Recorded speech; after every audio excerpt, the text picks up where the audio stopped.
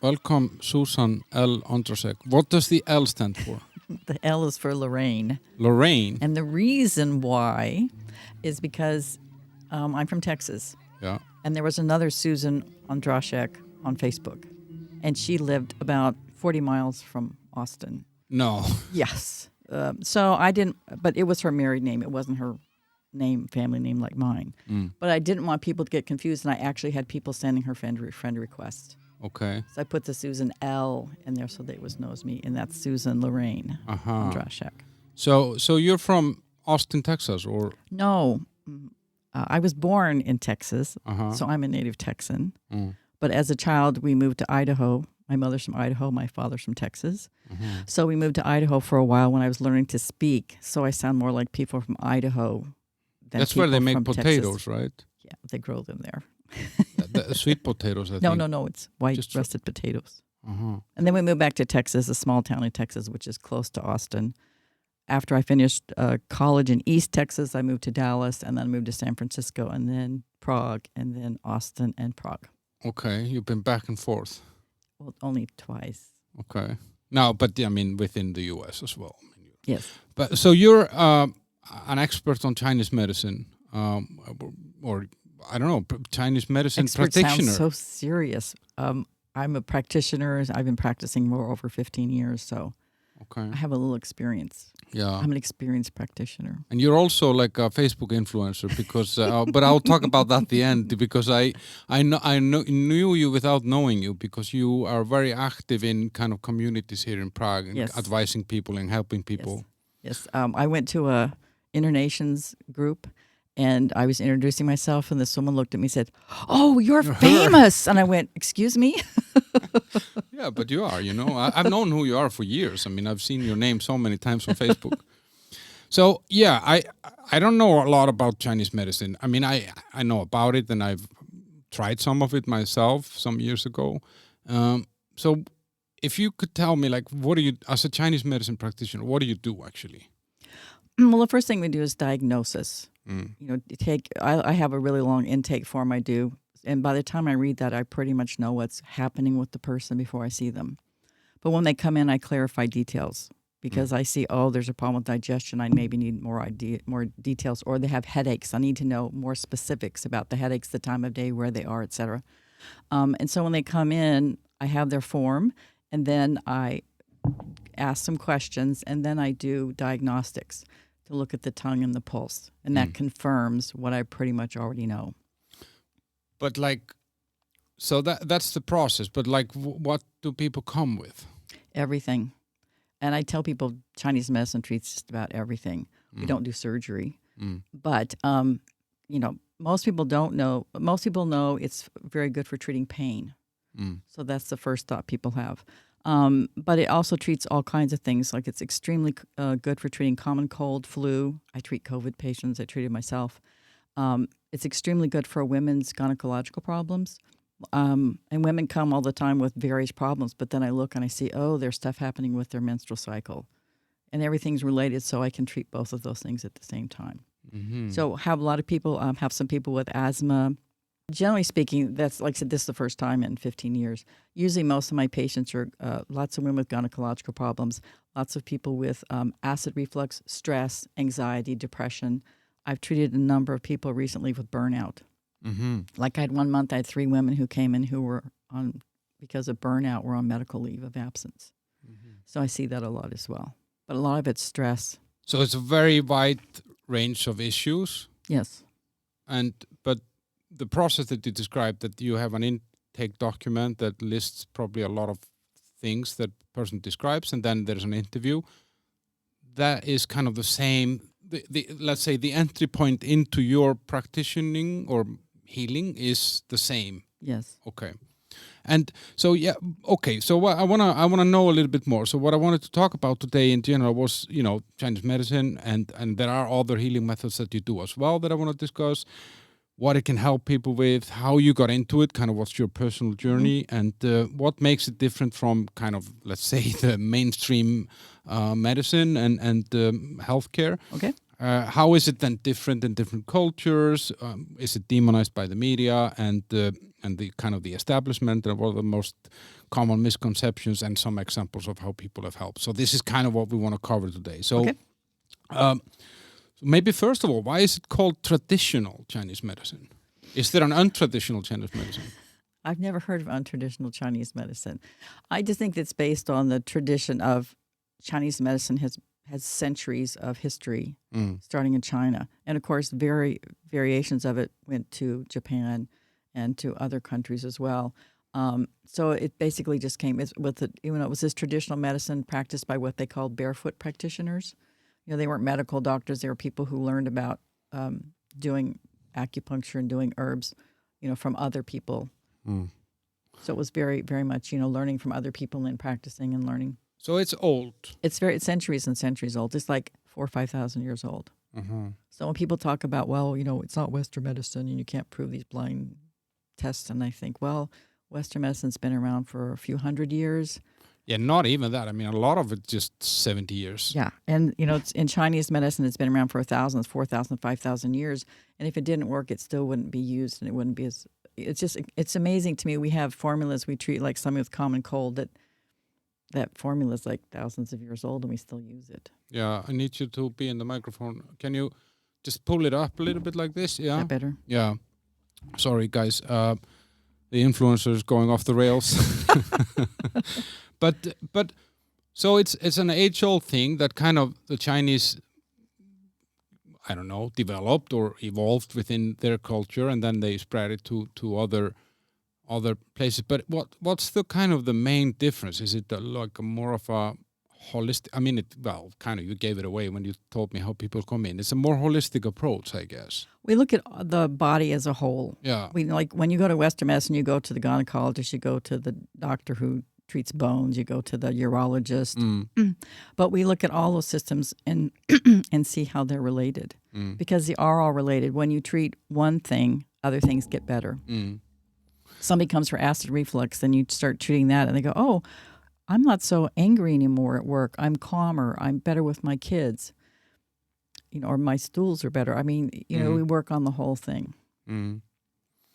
Are people surprised about that when, like, because I mean, like, for example, I have like a reoccurring lower back issue that I think comes from that there is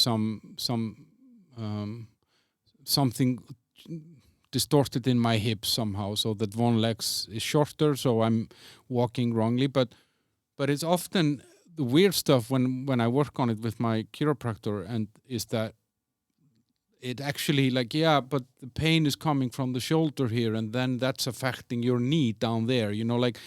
And I remember when he was telling me those things the first time and kind of connecting those dots, I was like, that doesn't make any sense. The problem must be where the pain is.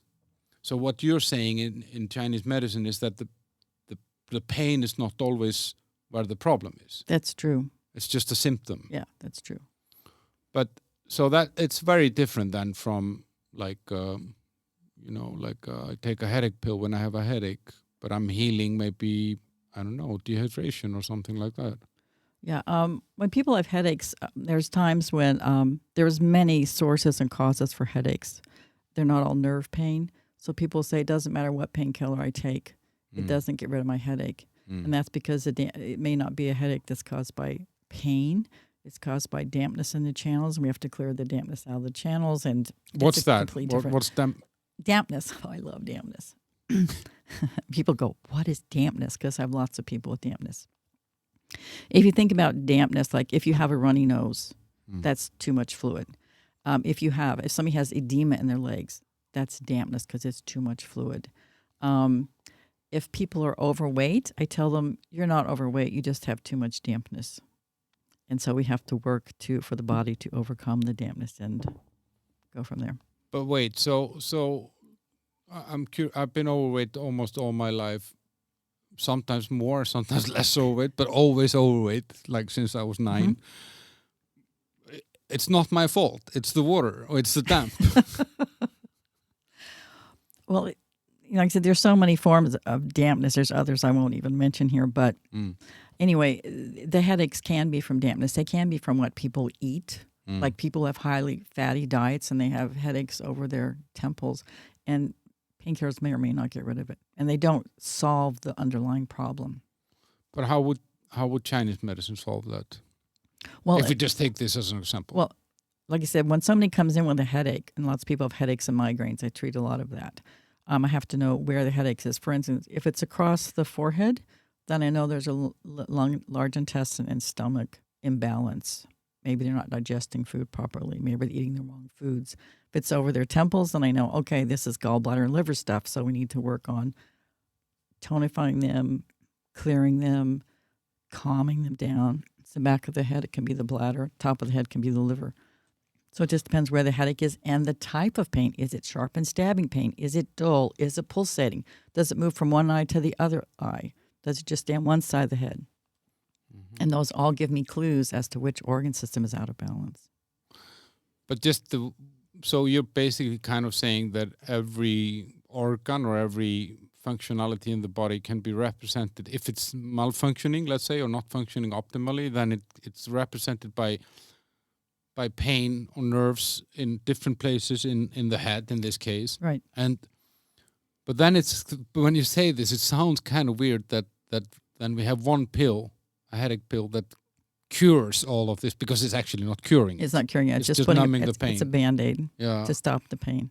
And I tell people who have pain sometimes, I say, if you need to take a painkiller, do it, because it will take time for this to work. Mm. It's not the magic bullet. You come in, I treat you one time, and your headaches for 30 years are gone. But that's what we want. We want everybody fast. Everybody wants the magic pill. I wish I had the magic pill, because I would have a line around my office, you know, with thousands of people waiting to see me. Yeah, but how is it like? You kind of told me a lot now that made me, gave me a lot of ideas. But I'm like, what I feel with this when we talk Chinese medicine, it was the same with myself actually. Like when I had a running injury, I ran the half marathon in Prague, and that was kind of prior to me knowing that I had this hip issue. So when I actually then finally pushed myself to run that distance, then it kind of caused a knee pain, and that caused a back pain, and then I ended up going to a Chinese medicine guy here in close to where we are now in the studio, and I don't remember exactly what he did or said, but he pulled my legs and got me into a better balance. It helped, for sure. But it was the end point for me. I wouldn't have started there. It was like when everything else had failed. I had been to like my traditional doctor, my GP here, and she had sent me to some different treatments, and then I had been to some, I had taken a lot of medicine. I was thinking about injections, and like, is this why do people come to you when everything else has failed? I think it's still not recognized as medicine. Too many people still think that, Western medicine is the only answer, and they will go through all those channels until they say, it's been 3 years, 5 years, 10 years, and I'm not better. And sometimes, occasionally, medical doctors will say, well, maybe you should go try Chinese medicine. That occasionally happens. That's always a wonderful thing. Yeah. But I just think that people don't know about Chinese medicine, what it actually does. Too many people think, it's this weird. They don't understand the principles or the concepts, and so for them, it's just this very strange thing. Mm. But like I said, people do, and it usually do. People come, they said, it usually is the last resort. Yeah, it's just kind of interesting because it's not invasive. There is no chemical usage in Chinese medicine, right? I mean, no chemically produced. No, you have to be careful in China though, because some of the herbal formulas have pharmaceuticals in them. Mm-hmm. The herbs that are in the EU, they have certain lists of things they can't have in them. And the place where I work, the pharmacy has researched the herbs for a long time, and we know that there's no pharmaceuticals in the medications. But you have to be really careful about that because there are some that do. Mm-hmm. But generally speaking, no. Generally speaking, we're using acupuncture to balance the system, and then the Chinese herbs help continue that process of balancing. And then I also work with Asian dietary therapy, which is extremely important. Mm-hmm. If people are eating the wrong things, it's food is the basis of health. Mm. And they really need to be eating the right things. And we look at diet a little bit differently than Western medicine does. Yeah, it is interesting actually. Like with food, like if you take those, and maybe it's more visible in the Asian food than in the Western food. Everything is there for a reason. All the ingredients. If you look at a traditional Chinese dish or a Right. traditional Thai dish, so they have this because that helps that, and then they have this that breaks down this part of the food, and then they have Yes. it's actually it's a functional food. I mean, it just happens to taste really good as well, or Yeah. some of it. Yeah. So I guess that is that when you say dietary things, is that what you're looking into? Yes. Well, the biggest thing is like there's 5 elements. There's fire, earth, water, wood, and metal. And when I see where the imbalance is, then I structure more foods in that way. For example, the earth element is the stomach and the spleen, and the flavor is sweet. The color is yellow or orange. Lots of people have sweet cravings. And I tell them, well, when you have that sweet craving, that doesn't mean go eat a whole carton of Haagen-Dazs. You need to eat foods that have a sweet flavor to them, and that will nourish that imbalance. And when they start doing that, the sweet cravings decrease. So you don't go and buy ice cream. It's bad news for me. Well, some of us do that, of course, but generally speaking. Okay. And how has it how has it changed? Like, how long have you been doing this? Well, it was very interesting. In the 1970s, Richard Nixon opened up the channels to China, and that's when the information about Chinese medicine, acupuncture came out. I was a teenager. Wow, that's so recent. Yeah. I was just fascinated. There was a feeling in me that this works. This is important. Why? Cannot tell you. It's just an intuitive feeling, and I just felt very drawn to it. So then in the 1980s, I had a number of health issues, and this was in Texas, and there was an acupuncturist who was Japanese, and the only way you could find him was through word of mouth, because acupuncture was neither legal nor illegal in Texas, so it was this gray zone. So I knew somebody who knew him, and I got his number. And so I went to see him. He was unbelievable. I mean, he did my pulses. And he said, you have this, this, this, this, and this. And then he reached back and he touched my shoulder right here. He goes, and you have pain right here. But your pulses just stop there. What do you mean? He checked the pulses on the wrist. Okay. But the pulses on the wrist are not a Western pulse. You're listening to the organ systems inside the body. Okay. So, but just by doing that, he knew all these things about me. I couldn't believe it. So he treated me, and he said, you need to come every 2 weeks. So I went to see him for about every 2 weeks, I think for 3 or 4 months. And then one day he said, okay, you're fine. You'll come back for tune-up. But he also told me, I had horrible migraines. He said, no sweet, no spicy, no greasy. And I was on a bland diet for a year, but it really made a difference with my migraines. And have you kept on that path? You know what I mean? Are you still, or was there, let's say, could he heal this and then you could go back to fat, to eating spicy? Garbage? Yeah. No. No, I mean, I still have to watch my diet. There's certain things I really have to limit them. But, he was just like this amazing magician kind of person. I mean, he really was incredible. So that was in 1996, I believe. No, 1986. And so then I moved to San Francisco and I wanted to see an acupuncturist again. I went to one woman, I felt no difference. And somebody told me her name of her acupuncturist, and I heard his name, and I said, I got to go see him. He was like a magician again. He did very different style acupuncture. Oh, God. It really hurt when he did. He just did a few needles and ground them in. But it was like magic, and when I left, it was like I was so much better. And he did herbs as well.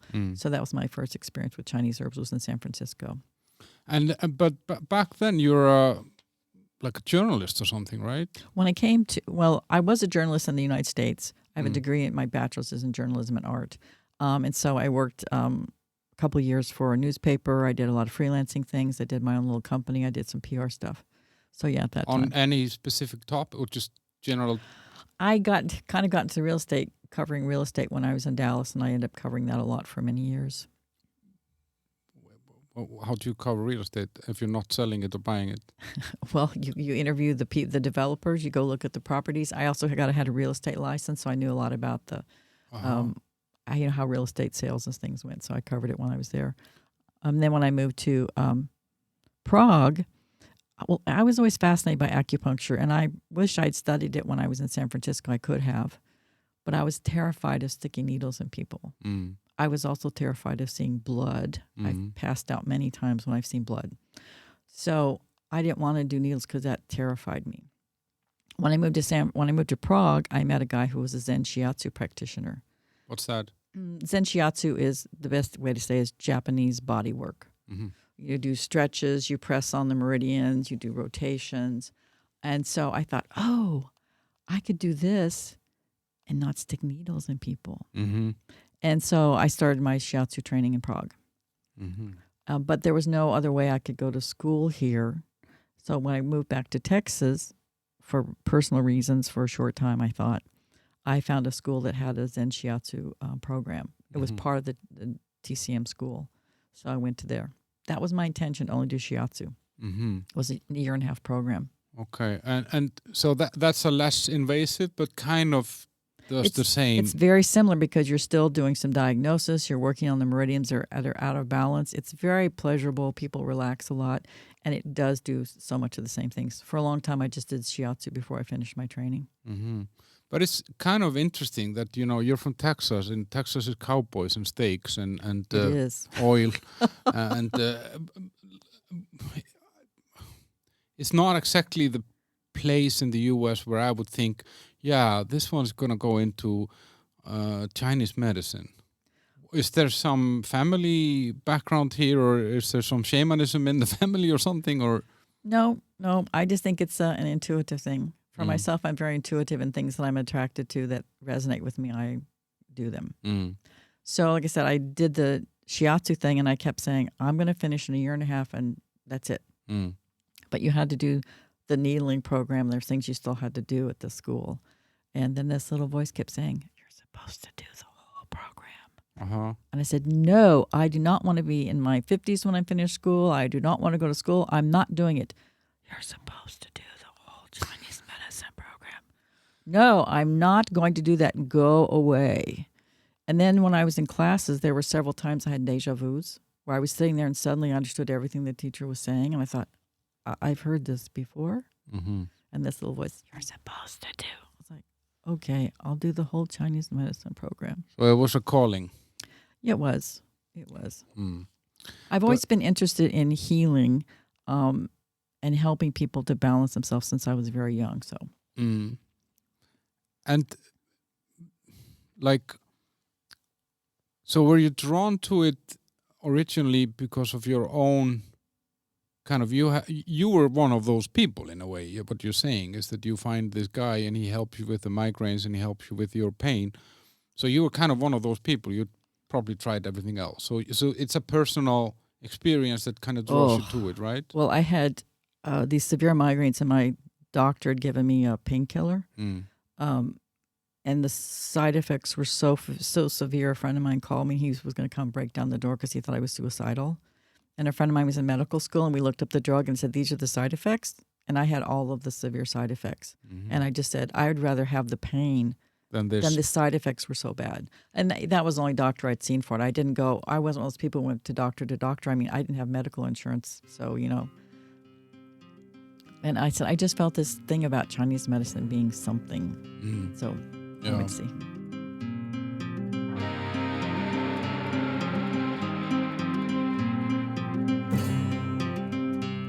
You mentioned it, that you came here. I mean, and obviously you're here now, but you came and then you left. Oh, but why Prague?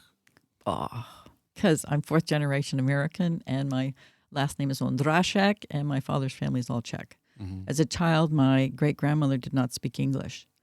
So when I saw her only once a year for a week, I didn't get to speak with her, but I knew she loved me dearly. So she spoke Czech, or? My father came from a very small farming community in Texas, and it was a Czech community. Everybody spoke Czech. He didn't speak English when he went to 1st grade. Wow. So, and he didn't teach me the language, but I was You were around it. I was so aware of my father's family being Czech. Mm-hmm. My mother's side is English and Scottish and German, but there's really nothing strong there. But on the Czech side, I was just so aware of it. And in the 1990s, or no, before that, I started collecting things about Czechoslovakia, and I had a file, and I kept putting them in my file, and I had a file like this thick. You're like a stalker. Well, I just had this connection to this country that I couldn't. That I say it's my father's family. So when I heard about the Czech, that communism ended, I was so happy. And when I heard the country split into two, I was crying tears. I was so upset that the country had split. And I got injured. I developed a repetitive stress injury, and I couldn't use my wrist for a year, really. So I thought, what can I do elsewise? And I started hearing about ESL programs. And there were 2 English as a second language schools in San Francisco. So I went to one, and they talked, and they had a special program in Prague that summer. So I thought, okay, I can use my English and my journalism skills, and I can come to Prague. And my goal was to come for 1 year and then to move to France so I could become fluent in French. But I came to Prague, and within 4 or 5 days, I went, this is my home. I belong here. And what made you feel that? How can one explain when you feel you're in the right place? No, it's hard. But for me, it's like I've lived places like when I moved to Dallas, I thought, this is my home. I'm never going to leave. And after 8 years, I had this feeling, you're leaving. And I did. I moved to San Francisco. I was in San Francisco for 9 years and never felt like I was at home. Mm-hmm. I moved to Prague, even though I didn't speak the language or whatever. I went, I belong here. This is my home. What year is this? I moved here in 1995. Okay. Well, that's a different Prague than today. Oh my gosh. It was so different. So different from what it is today.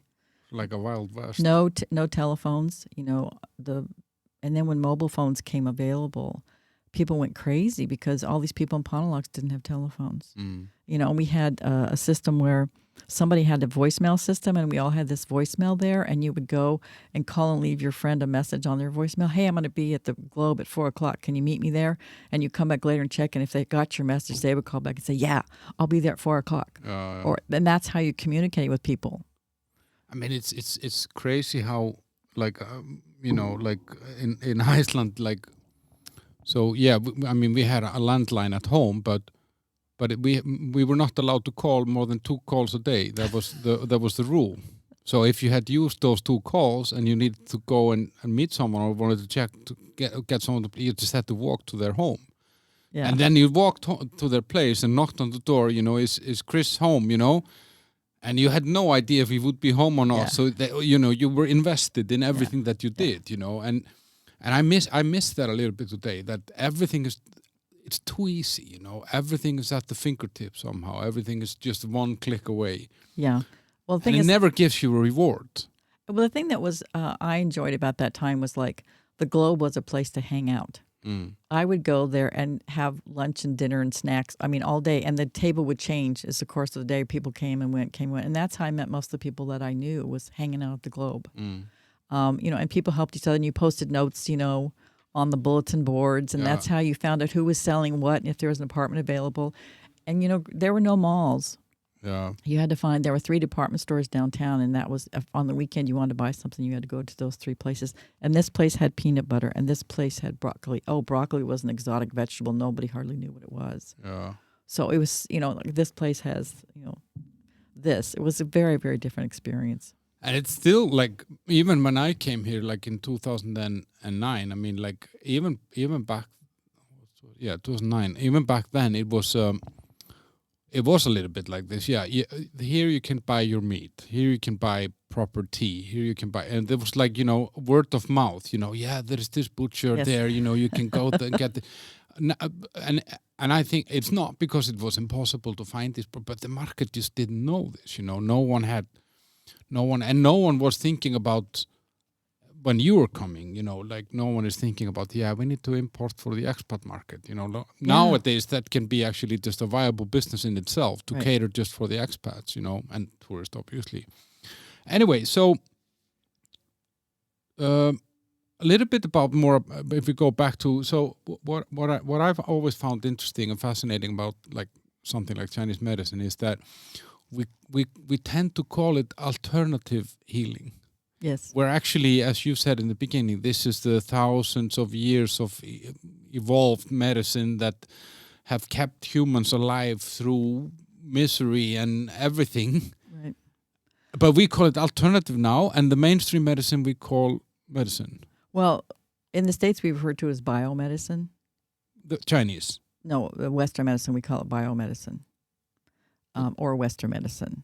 But we also are attending Chinese medicine. Fortunately, now is becoming more and more to be called complementary medicine. Mm. Of course, I think you're complementing Western medicine, but I think it does more than that. It's still its own form of medicine. Like in the United States, it was in the, 15, 20 years ago, that the military, the U.S. military, had so many soldiers coming back from Afghanistan. Can you lift the microphone a little bit? It just switch it like this. Okay, is that better? No, yeah. Okay. That's good, yeah. So Sorry. the military had so many soldiers from Afghanistan returning who were injured, and the suicide rate was very high. Mm. They said, we have to do something. Mm-hmm. And so so what they did was they hired some practitioners. One of the people I personally know, he was an acupuncturist who had military experience, and they hired him to run the alternative medicine part. So he was there to supervise the acupuncture, but they also hired somebody to do Reiki and there's one other therapy, and they combined that with traditional therapies like counseling and rehabilitation. And they had such a great success with that program of the soldiers getting better that they then opened it up to another military base in Texas. And that was successful. And so now there's military bases all over the United States that have traditional Chinese medicine, acupuncture, and Reiki as well in their programs.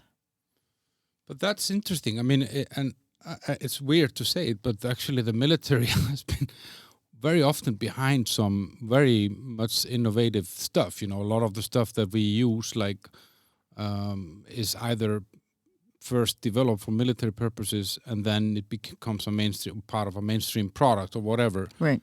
And it's so interesting that I would never have thought that they would take Chinese medicine.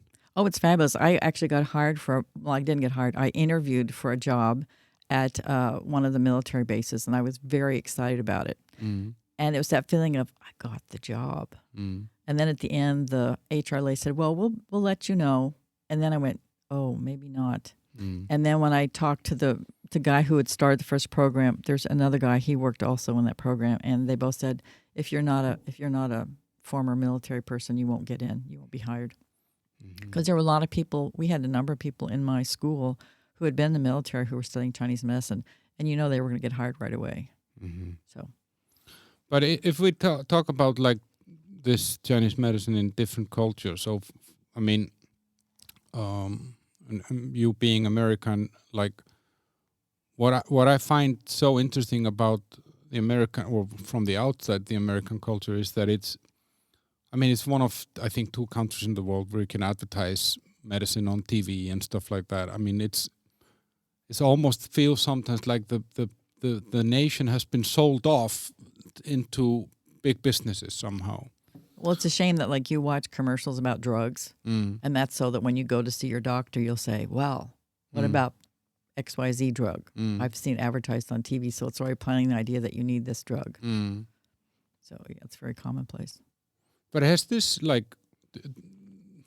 have you seen this change somehow? Is it worse now than it was like in the 80s or 90s? Is pharmaceuticals more visible? Like, let's say the traditional, well, no, not even the current medical establishment, is that more visible now than it was? Or well, I think it is. More and more people have heard about Chinese medicine. They know about somebody who's seeing a practitioner, so it is much more common. And of course, in California, it's very standard. There's lots of practitioners there, and Colorado has several schools, and I think it's Colorado Springs. I can't remember the name. Anyway, it's a famous city there. They have 3 Chinese medicine schools there. So, but how does the establishment accept this and the media? Well, there's always the people who are believers and those who are going to question and say it doesn't work.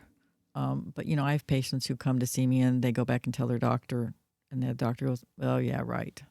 Chinese medicine doesn't work." But they've been seeing me for 6 months and they're better. Or some of my patients, they don't even tell their doctors what they're doing because they don't want to hear from their doctor how negative they'll be about it. Like one of my patients came in on Tuesday. On Monday he went to the doctor. His high blood pressure. His blood pressure was just so high. The doctor gave him medication. He came to see me Tuesday. I did acupuncture, gave him herbs. Friday he went to see the doctor for a checkup. Perfect blood pressure. And the doctor was like, "Oh, the medication I gave you worked so well." And my patient didn't tell him I didn't take the medication. I just saw her and I took her herbs and it went back to normal in 4 days. But is it like actively being like okay, I can tell as in Iceland, for example, like if anyone would come to Iceland, like and it's often been foreigners that kind of pave the way, or they come with something, they bring some new method of healing or something, then the first thing that happened is that the media will write a front page article about that this is some sort of cheat witchcraft that doesn't work and is illegal and is dangerous and blah blah blah. And then and I've seen that, for example, with Chinese massage and stuff like that. I used to go for that. It was the most brutal thing that I've ever gone through, but it worked. Yeah. Was it Twina? I don't know. It was a guy that walked on my back and then he put chains on me and Are you serious? Yeah, it was really brutal stuff. Well, I do know that in China, part of Chinese medicine is where they actually do what looks like chiropractic work. In the United States, we're not taught to do that. No. But they say that's where chiropractic actually came from. That's what I've been told, was from Chinese medicine doing those adjustments. And I've seen some videos and it's kind of startling. Yeah, and it's interesting. And then this guy, I saw people coming in there that couldn't walk and they would walk out. Wow. In one fucking session, it was crazy stuff. Of course, they put him on the front page of the newspaper that, this was dangerous and this was not accepted by the National Association of Physiotherapists and blah, blah, blah. So you have all these entities and whether it's government entities or some associations and then the media. And it always seems to be in some sort of a symbiosis to keep anything out that kind of can, I don't know, make people have different choices. And that's what I'm asking. Like, kind of, do you see in the U.S., is it demonized? Yeah, in the U.S., there's definitely the problem of Western medicine trying to downplay the value of Chinese medicine. It's very, very common. You can see it all the time. So practitioners in the States, and every state varies in their laws, but they have associations so that they can continue to support Chinese medicine against the things that Western medicine says. So at least there, like in the U.S., the Chinese medicine has a voice somehow. Yes. I mean, yes. And we have in the United States, we have all kinds of very good training programs. I went to the first Chinese medicine school that had its program become an official master's degree. My master's degree is recognized by every university program system in the United States. Okay. It was the first school that did that. In order to get approved to offer a master's degree that was recognized, they had to go before the Texas Education Board. And we had all kinds, like classrooms had to be a certain size. You had to teach these programs. It was really rigorous, and my school spent a lot of money to obtain that certification. Mm-hmm. So now there's a number of other schools that also offer certified master's degree programs. Before that was like a master's degree, but it wasn't recognized as an educational degree, whereas mine is. And so there is a lot of schools like that in the United States now. We have a national, it's NCCOM, which has you have to take 4 tests. There's a 5th one, but I didn't take it. 4 tests, and it's pretty scary because it was like $500 per test, so I had to pay $2,000. And if I failed, I had to go back and pay another $500. This is after years and years of school. So that the NCCOM, when you pass those exams, certifies that you can practice, and it's used in almost every state. California has their own educational board and their own examinations that you have to take to pass. Mm-hmm. So it's not so much that it's illegal or anything like that. It's more, obviously it doesn't have the same financial power as let's say mainstream medicine or modern day medicine or Western medicine. Let's call it like. It's just sad to call it Western medicine though, because when I came here to Prague, so I lived in Iceland. We were popping pills all the time, like you would just take a pill, and my parents now, they could run like a pharmacy out of their kitchen, and it's horrible, and just an example. My mom got cancer 3 years ago, and she got zero nutrition advice. There was just nothing about eat healthier, eat better, or cut down on carbs, or do anything. No, just pills and chemotherapy and whatever, and it's bizarre, and then I don't know why I started talking, but and then I moved from there to Denmark, and in Denmark it's kind of the same, it's a lot of pills and it's very kind of chemically driven thing, and for me that was just normal, and then I came here and I started hearing people talking about like, well, if you get a cold, do this. If you have this, do that. And I was thinking, why is this? Why are people? Why don't they just go and buy a pill? But I think part of the reason why, and maybe that has changed here. And when I tell people this, some people describe a different reality. But my theory was that people didn't have so much money here, so there wasn't so much available, and there were still these kind of tradition. How do you say that in legends of, this is how you heal. Yes, one of the fascinating things to me about Czech society is that there is a very strong herbal tradition here. Yeah. That people all the time say, oh, my grandma told me to take this, make this tea. So they're very, very, there is this. And so when I talk about Chinese herbs and teas, they're really okay Open about to, it. yeah. Yes, it's like nothing strange or unusual. And one of the other things that fascinates me is Czechs say a number of things which actually resonate with Chinese medicine. For example, they say in the winter you should keep your kidneys covered.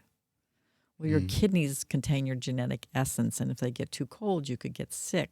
So keeping your kidneys covered and warm in the winter makes great sense. They also say, they don't want air conditioning because if the wind blows on them, they'll get sick. Well, in Chinese medicine, there is an element called wind, and it does causes common cold, flu, bacteria, allergies, etc. So it does make sense. When I was growing up, my grandfather said we wanted to get him a fan because they lived in the heat of Texas and they had no air conditioning. He goes, oh, no, I don't want a fan. I'll get sick. And I was like, what the heck? That's crazy, Grandpa. But then after I learned Chinese medicine, I went, the fan is causing wind, and that's a vector for us.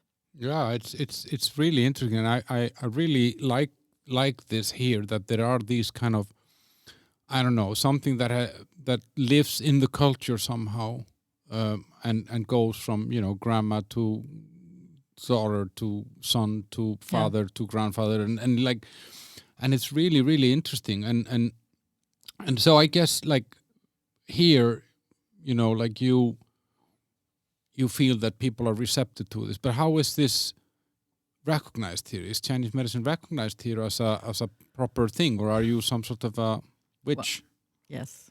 So yes. Legally, only Western medicine doctors can practice acupuncture in this country. And most, if a medical doctor does study Chinese medicine, they usually just go take a couple of weekend courses and learn a few places to stick needles. They don't really understand the whole philosophy of how it works. Of course, everybody here gets around that by saying they do massage and they do pressure on acupuncture points. So it has to be very carefully worded. So there is a gray zone somehow where it survives. A couple years ago, the Czech government was going to legitimize. They were going to recognize acupuncture and Chinese medicine as a profession. And everybody was just so excited because it's been 20, 30 years of trying to get something. But that would also mean that the schools had to improve their educational levels. There are two really famous acupuncturists here, and one is at our clinic, and I've known her since 2000. And they went to talk to them, and he just said, yeah, fine, we're folk medicine. That's fine. And she's arguing, no, we want this to be recognized as medicine. And in the end, the new government came in and they said, no, you're folk medicine. It might work, it might not. You're folk medicine. Why would someone be against recognizing this? What's the harm? Because this is not intrusive. Well, that's what I think. However, I think that this other person didn't want to go to the trouble because he has there's two main Chinese medicine schools here. They would have to go through all kinds of approvals and changes in the schools to be recognized as educational institutions. Mm-hmm. And he didn't want to do that. That's my opinion. I don't know. Because there are other people who have been fighting. The first Chinese medicine school opened here in the year 1990. So Chinese medicine has been around a long time. It was here before that even, but that was when the first Chinese medicine school opened here. So it was a big deal, in Texas for us to get my school certified to be offered my master's degree. So it was a lot of work, and I presume it'd be a lot of work here, especially with Czech government. So that doesn't necessarily have to do with any kind of resistance towards the Chinese medicine. It's more about if the industry of Chinese medicine wants to be certified in the right way to be able to fit into a system. Right, somehow, and and you have to get the educational levels and training programs, and in the U.S. we have the NCCOM, which is your testing. It's an official testing facility that's separate, and it says yes, you've passed all these tests, and therefore you can practice. But they don't have that here, so there's not the training level's not the same. It's not as legit somehow. Yeah, but it's, I think with these kind of things, it's often better to try to smooth them in, because I think that I as a patient or a potential patient, I should have the choice. I should be able to choose, and I should be able to choose from choosing less invasive methods and more kind of natural methods than chemical methods and surgeries and stuff like that. That should be if I want that to be my endpoint, that should be my endpoint, not my starting point.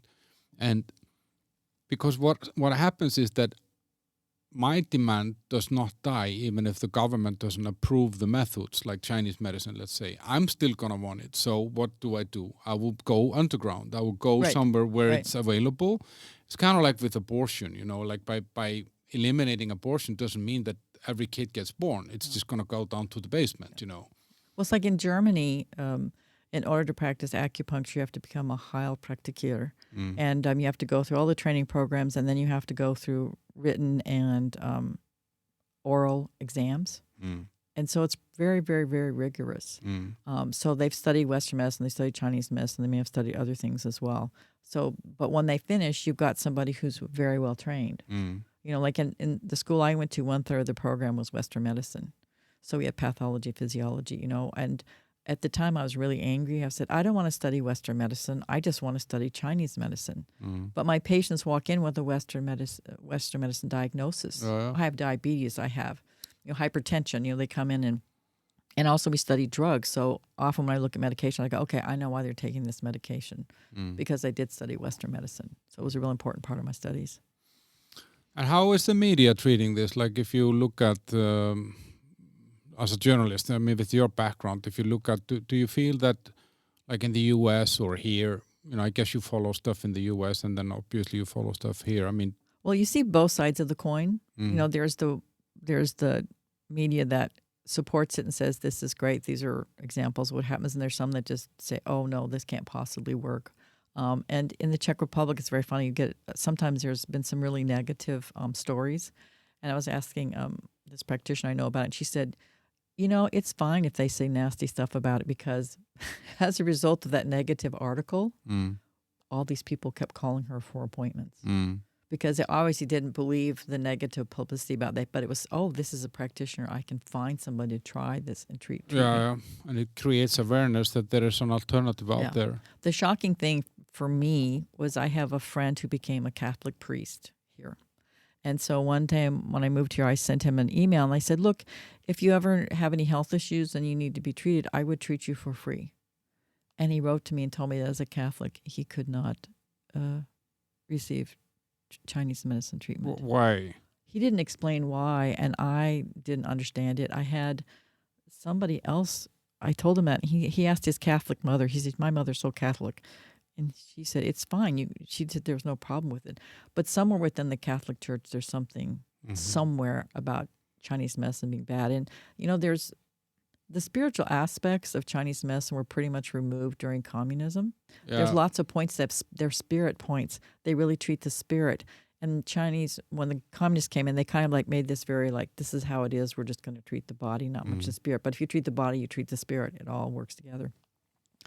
But there's something, some there. And then somebody came to see me and they said, we can't have you do any Reiki on us. And I'm like, okay. But when I touch people, the Reiki happens. I can't stop it. So. Yeah, it's an energy that is there anyway.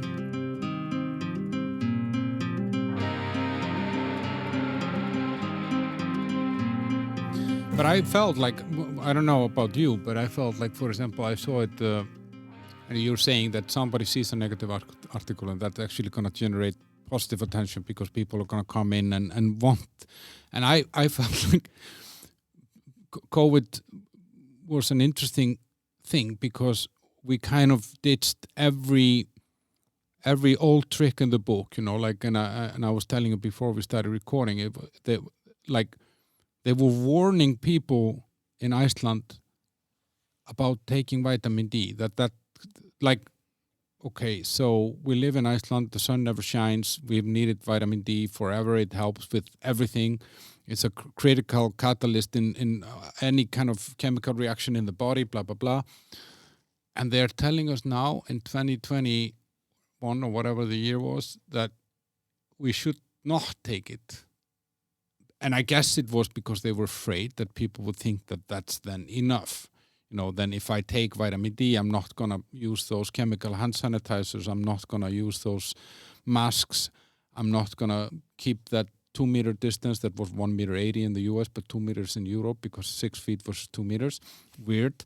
And then I think that's probably the motive why they didn't want people to kind of start doing their own preventions or remedies. But that when I saw this and when I saw a lot of stuff that I thought, okay, this makes me doubtful. And so when I would see an article about Chinese medicine, even if it was like a person that had a bad experience, I would think, well, okay, there's probably something here worth exploring more. Right. So, but how about that, Chinese medicine and COVID? I mean, you said you treat it yourself. Yes, and my patients, when they come to see me, the last thing I tell them, sometimes I tell them, if you get common cold, flu, or COVID, do not take your herbs you're taking now because these could actually tonify the pathogen. You need different herbs which expel the pathogen and treat your immune system. So they're always surprised to learn that. They didn't have any idea that I could treat common cold or flu or COVID. I don't treat COVID patients in my office, but I say, hey, do you have someone who can come and pick up some herbs for you? And so there are really great Chinese herbs that treat COVID. I treated mine with grilled sandwiches. It was great. It was one of the best weeks of my life, actually. And we came up with this sourdough bread with raw ham and some cheese. And raw ham? Yeah, no, not like dried ham, obviously. Okay. I mean, but okay. not like a pig that we cut it off. But I missed this time. It was great. And but yeah, of course, I was a little bit sick also. But yeah, I just it was really interesting. I think how powerful, and you could see how powerful kind of this and the symbiosis between the medical establishment or pharmaceutical establishment, let's say, and the governments, and they were all kind of in harmony somehow, creating the fear and then coming with a solution. And it really made me think about where we are right now. So we are eating bad foods that are made of bad ingredients, and that makes us sick. And then we take medicine to heal that, and then we need other medicine to deal with the side effects of the medicine that we took to heal from the bad food that we ate. And it's a very vicious cycle that nobody wins except the business owners or the big pharma. Pharmaceuticals, yeah. I guess like Chinese medicine is not that's not a big business, right? Like Chinese medicine? Yeah, like it's not like Pfizer or something. You don't have this within Chinese medicine. Well, there are big companies that sell herbs, Mm. and so I guess it's definitely big business for them. And Chinese herbs are not cheap in this country; they're more expensive here than in the United States. Mm. But I think that people in the Chinese medicine who are treating people are generally trying to get people well. They're not giving them herbs just because, I'm going to make some money on selling you some herbs. Mm. I think the people in Chinese medicine are generally more interested in their patients getting better.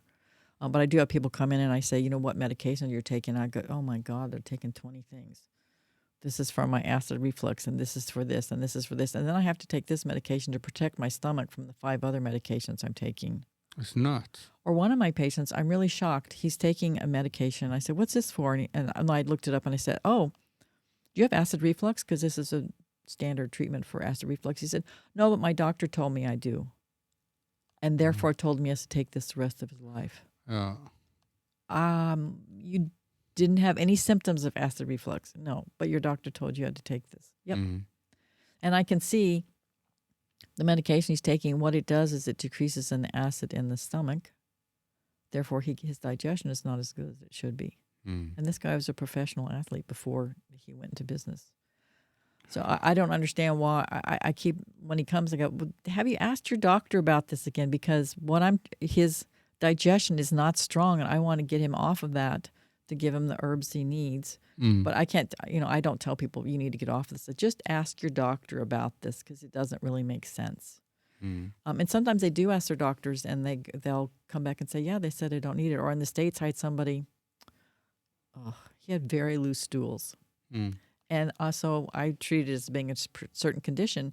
And then one day I went through his medications with him and asked about all of them. And he said he went to the pharmacy and said, do I need to take all these? And his doctor, the pharmacist went through them and said, oh, no, you don't really need this one.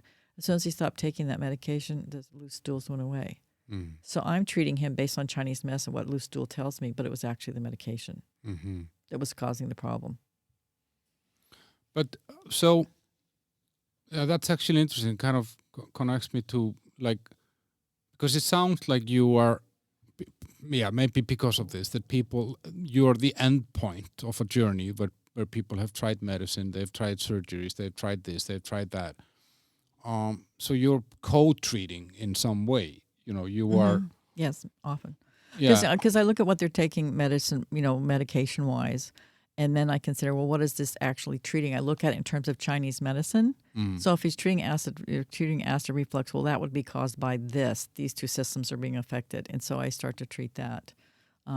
Mm-hmm. So it's like, and then I've had some people get off of their medications. I've had people who are on antidepressants get off, who've been on for 10 years. Mm. But I didn't touch their medications. I just started treating them, treating their spirit, treating their physical body, and giving them some herbs to support them. And they started saying, I'm feeling better. I can't believe how much better I'm feeling. And then they talked to their doctor. Said, okay, they started reducing the medication, and they could get off little by little. But that was under doctor's supervision. I said, you need to talk to your doctor. I can't tell you that. But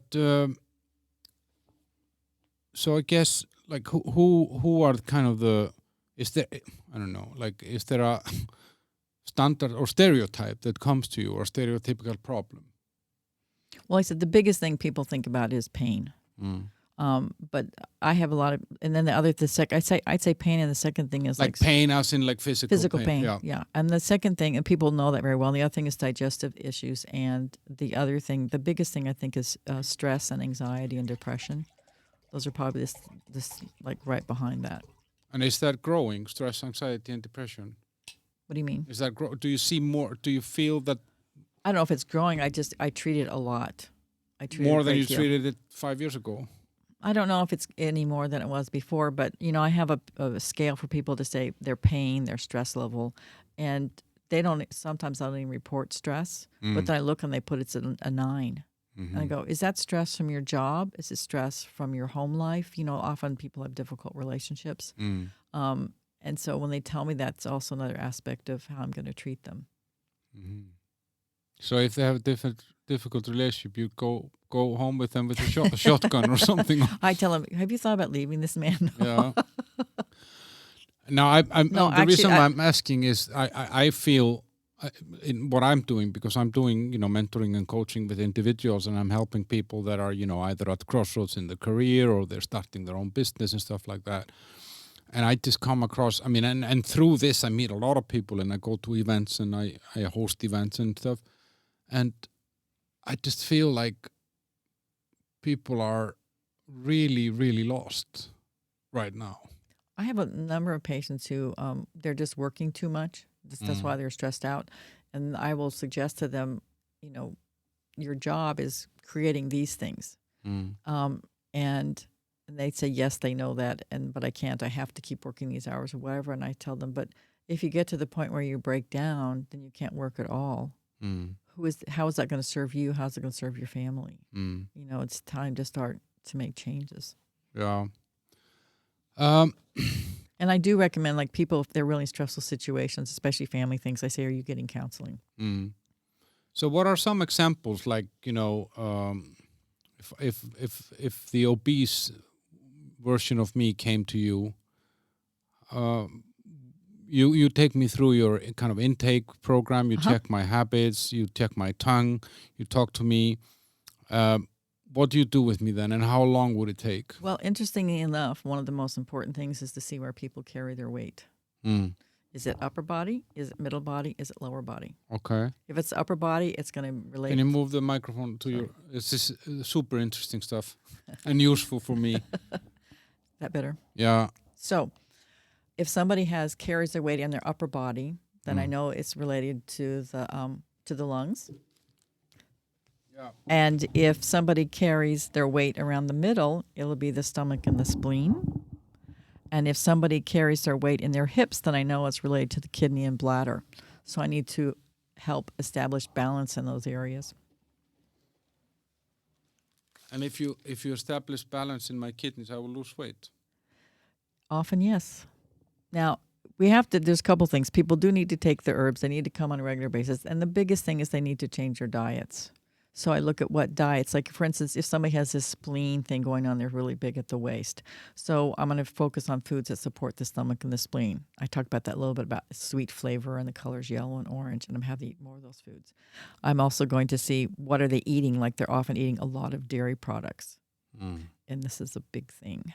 I said, I'm sorry. I said, I see a lot of cheese here, a lot of yogurt. And they go, yeah. I said, bye-bye. And they go, no, yeah, but that's I can't live without dairy products. And I go, I'm French. It's my nature. I'm Czech. Yesterday it was, I'm Romanian. They all have so much dairy. Or, no, I'm Greek. I can't live without it. And I point out the fallacy of why we think we need dairy products. And dairy products cause so many health problems. And when I get people to start reducing their dairy and they see the difference in the change, and they go, oh, you're right. So, but so I guess, like, I'm thinking now, like, when you're saying this, I think there are no shortcuts in this. Like, if I came to you and I'm dealing with something that I want to change, I need to change actually something. I cannot just get a pill and then it all goes away and everything is fine. So what's the process like? Like, if I came for this, if I want to lose my hip, my childbearing hips, as I call them, if I would like to lose them, like 6 months. Like, what? A big part is patient compliance. Because losing weight is one of the least few things I like to treat, because it really falls so much on the patient, and talking about changing their food, and some people are not exercising. Like yesterday came, she's very overweight, and she used to have a job where she was walking all over the facility doing things, and after she switched to an office job, she's gained all this weight. But she said she goes to the gym. Sometimes she does badminton twice a month. That is not enough exercise. I talked to her about, just do walking home, from your home to your apartment. Can you walk 20 minutes, 30 minutes every day? And she just takes the metro and walks, 2 blocks. I said, you've got to start doing more. People have dogs. I say, take your dog for longer walks. So they have to do a lot on their own. But I have had a lot of people, like one lady, she's so cute. She came in and she says, I've had this same 10 kilos for 20 years. So I looked at her diet, and she had these big hips. And so we changed her food. I told her, okay, you need to eat these foods, more of this, take this out. And the other thing, she was drinking a liter of fresh carrot juice every day. And I said, how many carrots is that? Like 12 carrots? Yeah, exactly. She said, yeah. I said, would you eat 12 carrots a day? Never. No. I said, well, what you're doing, and you're also swallowing it. You're not letting the fluid mix with your saliva. You're just guzzling it down. I said, do you know how much sugar you just put into your body? It's like, that's a lot of candy bars. Really, that's a high amount of sugar. And she was like, I just bought this expensive juicer this weekend, and I have this book from this American guy who says, juicing is the way to go. And then I explained to her why it wasn't for her. So I said, when your family comes over, you can make juice for everybody, but you can't be drinking a liter every day. No, but that's the same with apple juice. I mean, if you drink a full glass of apple juice, it's like 5 apples or something. You would never eat 5 apples in one sitting, you know. No. And that's why I tell people, there are certain circumstances where, juicing is a good idea. But generally speaking, too many people are putting, like you said, too many apples, too many carrots, and they don't realize they're actually loading up on the sugar. But the thing is, she lost the weight. 3-6 months later, she was coming in going, look. Yeah. Or I had a lady, she came in, she was like this round. I mean, she was really round, and she had hip problems, she had back problems. She went through menopause at 30. I mean, lived a hard life. And I told her to change her diet, do these things, take her herbs. She came to see me every 2 weeks. And one day I looked at her, I said, have you lost weight? And she stood up, and her pants, which used to be out here with elastic, she had to pull up to here. Because she had lost 13 kilos in 6 months. Oh, that's great. But she listened to everything I told her. She had to have hip replacement. Chinese medicine can't replace degenerative bone disease. No. But I prepared her for surgery. Her blood pressure went normal. Her blood sugar went normal. She lost 13 kilos. Her doctor was thrilled. And she went to surgery. That's great. You like helping people. Yes. And that's how I knew you. I mean, like I said, you're like an influencer here in Prague. I mean, like you're a celebrity. Because you are very active in, like, there's a dog owner community on Facebook, for example. I'm the admin for Dog Community Prague. It was my idea. Yeah.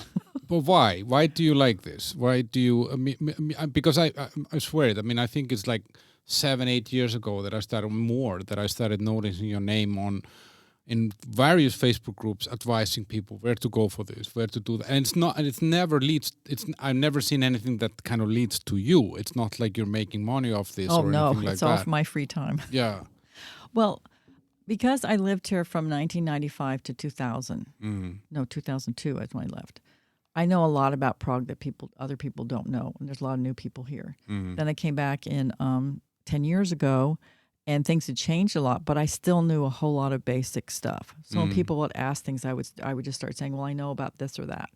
And it was it's just who I am. If I see something I can give somebody a suggestion, I do. But don't you get some pushback on it? Like, don't people want to fight you or disagree with you? Because that feels like people often want to be in a disagreement. There are some people that have been very negative. One man just blew up and started going off at me, and I just went, okay, I'm not going to respond to that, to what he's saying. And other people jumped in and telling him, don't you have an anger management problem? And I was like, thank you. You could bring that into the Chinese medicine, anger management. Yeah. Anger, irritability. That's one of my questions. Yeah. How is it with the if we say the Chinese medicine has been around for thousands of years, it's kind of relatively new to us then. As you mentioned, Nixon kind of opened up the channels into China, and that at least brought it into the U.S. Yeah. If we fast forward now like 1,000 years, do you think Chinese medicine will still be practiced? Yeah, I absolutely do. I absolutely do, because we do so many things that help people get better without using a lot of drugs. There's all kinds of conditions for myself I've treated and for other people, and they're just kind of miraculous stories. And so I was able to help myself and others without doing heavy medications and drugs and surgery. And I guess the need might even be greater, because I mean we are constantly going further and further away from our natural way of being, when it comes to, how we work, we work more on computer sitting, we don't exercise as much. We don't have to walk 3 kilometers to knock on someone's door to ask if he's home and wants to play. Now we just text him or whatever. Yeah. So I guess the need is going to grow, if anything. I think so. I think so. But the thing is, if you can get some people to start living their lives better, like eating better and doing more exercise and stuff, they pass those habits on to their children. But that's bad for business. That's bad for big pharma. It's bad for big pharma. I mean, we need Western medicine for emergency situations. If I break my leg, get me in there and give me drugs. One time I had a severe kidney stone passing. They put me on hard narcotics. I didn't care what they did because the pain was so bad. So yes, the thing is I love about Chinese medicine, we do a lot of things that are preventative to help change things so you don't end up at that point. No. Western medicine tends to be like, oh, the problem has happened, when it's really, you have to do extreme measures to fix it. Yeah. Oh, it's interesting. I remember I was watching this documentary about sugar, and it kind of just shows how distorted the system is. So they had this Michelle Obama. She became like a, let's say, a sponsor of or a protector of a exercise and healthy eating movement, when he was president, and that was to activate children to exercise more and eat more vegetables or less sugary foods. And I mean, in American schools are crazy. I mean, you would have a terrible. McDonald's in a school, I don't know. I haven't seen that, but No. I just remember the meals I saw in Texas when I was a kid. And all the vending machines with all the crap that is being sold. So her, like the beginning of the campaign was to eat healthier and exercise more and to be more active, play outside and blah, blah, blah. And it's nice, And then they bought her. Basically, Coca-Cola became the biggest sponsor of this campaign, and they dropped the food part. No. Yeah. So they bought the fucking president's wife.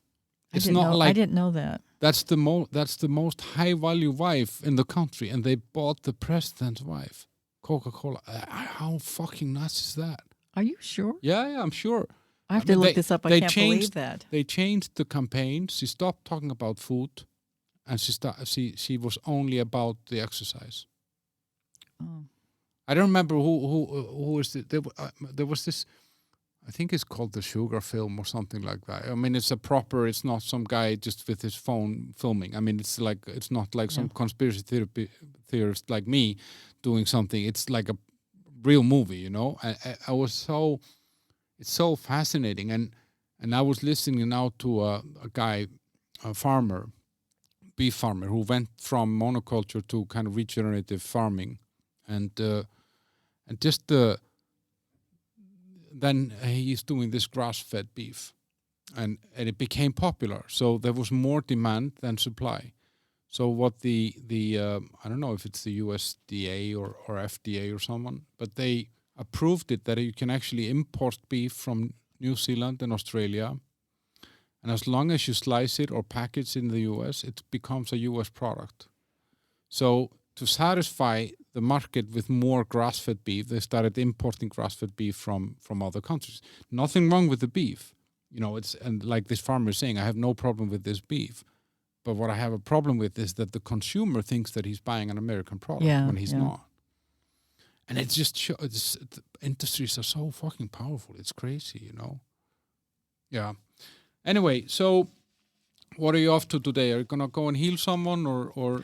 Oh, today is my not in the clinic office today. I'm going to be I do some emails, I do some personal things, and then tomorrow I work 10 hours. I have from 8 until 7. Is it draining? I mean, do you know, does it take a lot of energy to? It's people don't realize how complex Chinese medicine is. It's not this simple little thing, but so it takes some time. And then when my patients come, I evaluate which herbs they're taking, talk about their diet. One of the things I do with people that I spend more time talking to people, explaining to them what's causing what's happening with them. And I think I get more compliance that way because they understand a little bit about what I'm doing. And interesting enough, I've had a couple people who said, I went and saw my doctor. And I said, what did your doctor say? And they say, he said the same thing you said. So Chinese medicine describes things in a different way. So you get a buy-in from them by explaining them. I think it helps. I mean, like I said, I do spend more time with people the first time because I'm explaining, this is what's happening and this what's happening, and you're staying up too late, you're doing this, and explain why those things matter. Why, if you've had a condition since you were a child, why, if it started at that age and now you have it and you're 30, it's going to take time to change that. And also, it just helps people, I think, and I get more compliance with people taking the herbs, and they start to see a difference, and they come back, and they're starting to feel better all the time. So I take a little more time with my patients. It is sometimes draining. Like on Mondays and Tuesdays, I usually work 6 to 7 hours. Thursdays is 10 hours. But every person that comes in, I'm so excited to see them. That it's not because you're seeing progress. And I it's like every hour there's somebody, when we're doing repeats, they're coming back. I'm just sitting there for an hour looking through everything, going to the next person. I take an hour lunch break. I come back, but I really like my patients. Each of them are like really wonderful individuals, and so I'm so excited to see them. It's really not draining to me. In fact, sometimes Thursday night I get home and I'm like, I'm so awake because I've been really focused and on patients all day. So sometimes I have trouble going to sleep on Thursday night. But on the other hand, because it is like I guess you get a kind of people that are motivated, because if they come to you, as we said, it's kind of often the end of the line. Yeah, most people are very motivated. Yeah, to make, so they're to make willing. changes. Yeah, exactly. That must be really nice. Yeah. There are a few people I can see. They're kind of like, well, I'm not sure this is going to work. My wife sent me here. Well, I've had a few of those, but sometimes they're just kind of like, they're really not sure. I can get show me, people. But the majority of people they're very interested when I explain to them what's happening and what we're going to do, and they get excited about it. And when they come back and they're feeling better, somebody came back, she had horrible neck pain, and she came back the next week. She goes, my neck pain is completely gone. Yeah. She couldn't believe it. It's like, or like one woman came in, she was exhausted, physically very fatigued, and her doctor said, there's nothing wrong with you. Every test is normal. You need to get counseling. So she's going to counseling, she's going to therapy, and she's not getting any more energy. She's still exhausted. She came to see me, and she was like really low energy. So I said, okay, this is physical. And she's breaking down and crying because this has been going on for months, maybe almost a year. I said, no, there is a physical basis for this. You are physically tired. This is true. This is not in your mind. And this is what's happening. So I gave her herbs, and she came back, treated her the next week. She came back, she says, my energy's a little better this week. I said, great. Back next week, I'm feeling a little better energy. Great. Every week she reported feeling more energy and more focus. And then I didn't see her for 2 weeks. She came back and she said, well, I took my daughter on a camping, they have these little nature weeks for kids. And she said, I ran 3 kilometers in the woods with my daughter. And I said, excuse me, are you the lady that a month ago, could barely walk in my office? You're so tired and you just ran 3 kilometers in the woods with your daughter? And she's like, yes. Oh, that's great. Yeah. So many people are told, all your blood tests are normal. There's nothing wrong with you. It must be in your head. And when I see them, I say, no, it's not in your head. It is in your physical body, and this is what's off, and this is how we'll treat it.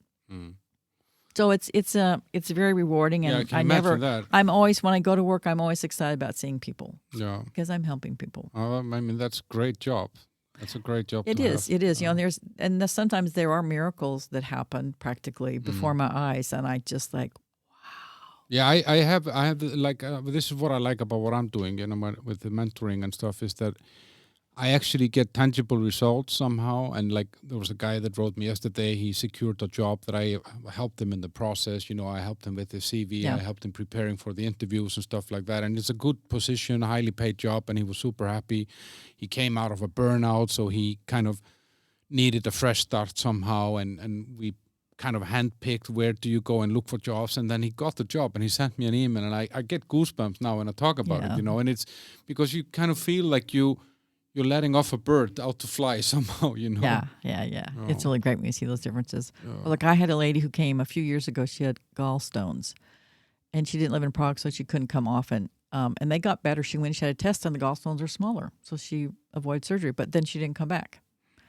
2 years later, she comes back. The gallstones are bigger, etc. So, it takes a while to get rid of gallstones, but it can work, So she came back. She's got yellow-green stools. This is like not a good sign. So she's coming back once a month. She takes her herbs, and it's been, I think, 3 months, and she came and she said stools are normal after only 3 months. Yeah, that's great. That means the gallstones are getting smaller too, and she'll go and get a checkup in a couple months, So. Oh, that's great. Yeah. Okay, Susan, thanks a lot for coming. Well, thank you. Go on and into your day and have a nice one. You It's been too. great talking to you. Yeah, nice meeting you too. Okay.